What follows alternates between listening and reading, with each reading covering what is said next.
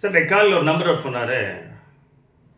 Sir, தமிழ்நாட்டில் இருக்கின்ற மத்திய அரசு அலுவலகத்தில், குறிப்பாக ரயில்வேயில், இன்கம் டேக்ஸில், பேங்கில், எல்லா இடங்களுமே நார்த் இந்தியன்ஸ், வட இந்தியாவில் தான் இருக்கிறாங்க சார்.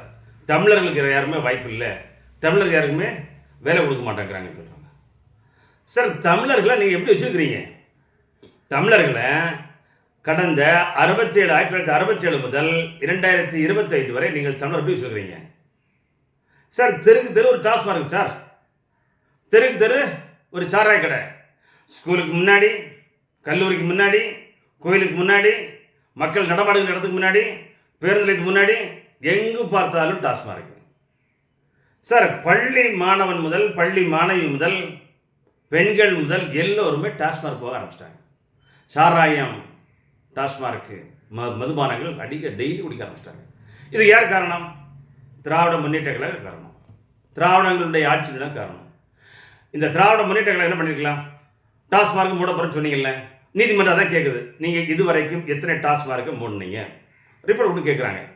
திராவிட முன்னேற்ற கழகம் கொடுக்குமா? பொய்யான அறிக்கை கொடுப்பாங்க சார். இவங்க தமிழனுக்கு வாய்ப்பு கொடுக்கலாம், வேலை கொடுக்கலாம், ஆனால் தமிழன் திறமையாக திடமாக இருக்கிறானா சார்? காலையிலே டாஸ்மார்க்கில் போய் ஒரு பக்கு போட்டால் தான் அவனுக்கு வேலையே செய்ய ஆரம்பிக்குது.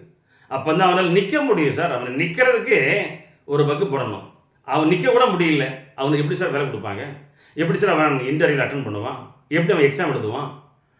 காலையிலேயே நீங்கள் திறந்து வச்சுருக்கீங்க டாஸ்மார்க்கு, நைட் ஃபுல்லாக திறந்து வச்சுருக்கிறீங்க, பிளாக்கில் வைக்கிறீங்க, கொள்ளை அடிக்கிறீங்க, மக்களை ஏமாத்துக்கிறீங்க. இப்போ வர கஞ்சாலாம் வந்தாச்சு, என்னெல்லாமோ வந்துருக்கு, புது புது போதைப் பொருள்லாம் வந்துருக்கு, போதை மாத்திரைங்கிறாங்க, போதை வாயுங்கிறாங்க, எல்லாமோ சொல்கிறாங்க, எல்லாமோ இப்போ அரெஸ்ட் ஆகிட்டு இருக்காங்க சார். இதெல்லாம் ஏன் காரணம்? தமிழனை தமிழனாக நீங்கள் நடத்துகிறீங்களா? காலையிலேயே டாஸ்மார்க்கில் போய் அம்மனமாக படுத்து கிடக்கிறாங்க சார். டாஸ்மார்க் குடிச்சிட்டு பொண்டாட்டி பிள்ளையை பார்ப்பல, தன்னுடைய மனைவி மகனை மகளையே காப்பாற்ற முடியாத ஒரு தமிழன் எப்படி வேலைக்கு போவான் சார்? எப்படி அரசு ஊழியர் ஆக முடியும்? அவனை கெடுத்தது, அவனை இந்த தெருவில் உண்டாக்குறது காரணம் யாரு? திராவிட முன்னேற்ற கழக அரசு. டாஸ்மார்க் மூடுங்க சார். டாஸ்மார்க் மூடினா தான் தமிழன் நின்று சொந்த காலில் நிற்பான் சார்.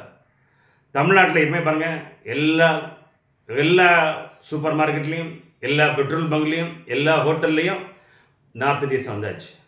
வீடு கட்டுறதுக்கு, பெயிண்ட் அடிக்கிறதுக்கு, பிளம்பிங் வேலை, எலக்ட்ரிஷியன் வேலை, வீடு கட்டுறதுக்கு கம்பி வேலை, டிரைவரு, வாகனம் ஓட்டுறது, எங்கு பார்த்தாலும் நார்த் இந்தியன்ஸ். ஏன் காரணம்?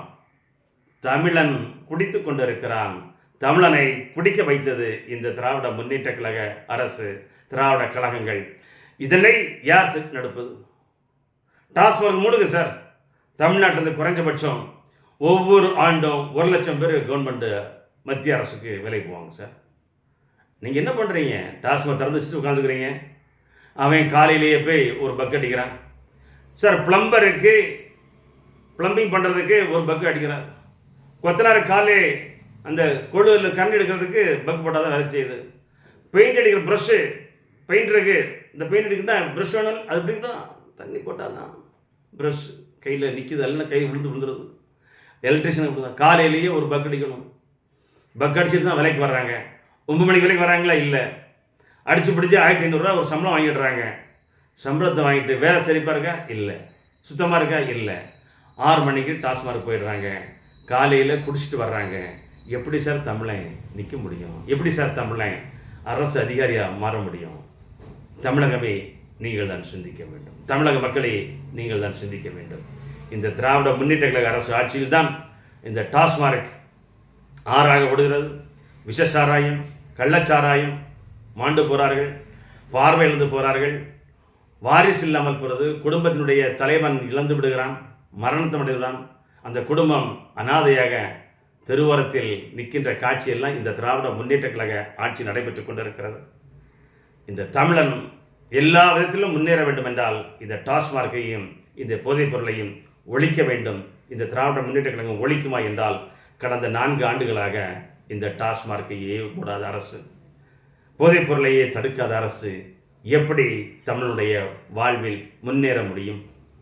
குடித்துக்கொண்டே இருந்தால், குடிப்பதையே வழக்கமாக கொண்டிருந்தால், காலை முதல் இரவு வரை குடித்துக்கொண்டே இருந்தால், தமிழன் எப்பொழுது பொது நிறுவனத்தில், அரசு நிறுவனத்தில், மத்திய அரசு நிறுவனத்தில் எப்படிக்கு வேலையில் அமர முடியும்? நீங்களே சிந்தியுங்கள். உங்கள் பார்வைக்கு விட்டு விடுகிறோம். நன்றிகள்.